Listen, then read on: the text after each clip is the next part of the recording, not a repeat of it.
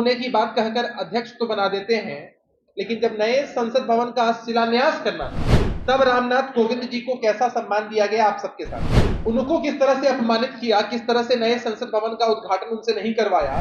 औरों के ख्यालातों की लेते हो तलाशी, औरों के ख्यालातों की भी लेते हो तलाशी और अपने गिरेबान में झांका नहीं जाता। उसमें रामनाथ कोविंद जी जो पूर्व राष्ट्रपति हैं उनको अध्यक्ष बना दिया गया। नमस्कार, मैं शिवम प्रेरणा, आप देख रहे हैं एक न्यूज 24। जहां संसद के विशेष सत्र को लेकर जदयू जो है केंद्र सरकार पर हमलावर बनी रहती है और इसी क्रम में अब बता दें कि जदयू के तरफ से प्रेस कॉन्फ्रेंस का आयोजन किया गया है, जहां पर अभिषेक झा ने कई मुद्दों पर केंद्र सरकार को घेरा है और साथ ही भेदभाव करने का एक बड़ा आरोप भी लगाया है। यहाँ पर साफ तौर पर उन्होंने केंद्र पर तंज किया है और साथ ही ये कहा है कि जहां पर केंद्र जो है दिखावा करती है कि ये दलितों का बहुत सम्मान करती है, साथ ही उन्होंने पूर्व राष्ट्रपति रामनाथ कोविंद का भी जिक्र किया है और कहा है कि जहां पर एक तरफ केंद्र जो है ये दिखावा करती है कि ये दलितों का काफी ज्यादा सम्मान करती है, वहीं पर दूसरे तरफ जो है इनका असली चेहरा देखने को मिल जाता है। यानी कि जदयू के अभिषेक झा ने काफी ज्यादा तीखा तंज किया है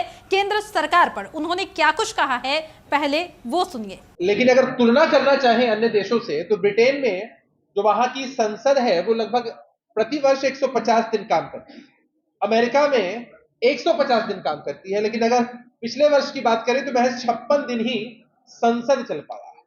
बातें बड़ी बड़ी होती है संसदीय परंपराओं की, लेकिन आप सबके सामने है कि अभी जो कमेटी बनी है उसमें रामनाथ कोविंद जी जो पूर्व राष्ट्रपति हैं उनको अध्यक्ष बना दिया गया है। दलित होने की बात कहकर अध्यक्ष तो बना देते हैं, लेकिन जब नए संसद भवन का शिलान्यास करना था तब रामनाथ कोविंद जी को कैसा सम्मान दिया गया आप सबके सामने। राष्ट्रपति, महामहिम राष्ट्रपति महोदया द्रौपदी मुर्मू जी,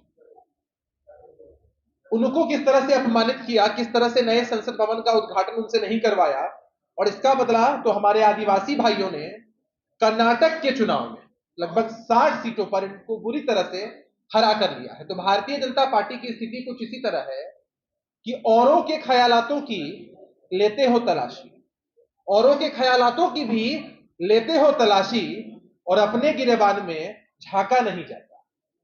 आगे मैं आग्रह करूंगा आदरणीय नीरज कुमार जी से कि वो बता दें कि संसद भवन के निर्माण में दलितों के साथ भेदभाव करने का बड़ा आरोप अभिषेक झा ने लगाया है और साथ ही केंद्र को निशाने पर लिया है। उनके तमाम नीतियों को लेकर भी बहुत कुछ कहा है। उन्होंने बताया है कि केंद्र का एजेंडा जो है पूरे तरीके से फेल है। केंद्र चाहे खुद को कितना भी साफ सुथरी दिखाने की कोशिश करे, लेकिन उसकी जो असल सच्चाई है वो सामने आ ही जाती है। आप तस्वीरों के माध्यम से देख पा रहे होंगे कि अभिषेक झा किस तरीके से केंद्र पर निशाना साधते हुए दिखाई दे रहे हैं और मुद्दों पर केंद्र को कटघरे में खड़े करते हुए भी दिखाई दे रहे हैं और साथ ही एक सवाल पूछते हैं कि ये जो आप दोहरी नीति अपनाते हैं, ये जो आप दो चेहरा रखते हैं, इसका राज क्या है, आखिर आप ये कैसे कर लेते हैं। यानी कि जदयू के तरफ से अभिषेक झा ने केंद्र पर निशाना साधते हुए एक के बाद एक कई सवाल दागा है और साथ ही एक बड़ा आरोप लगाते हुए उन पर भेदभाव का भी आरोप लगा दिया है और साथ ही कहा है कि केंद्र का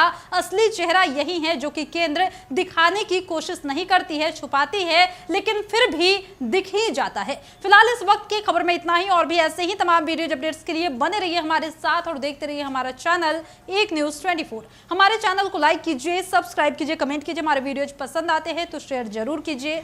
धन्यवाद।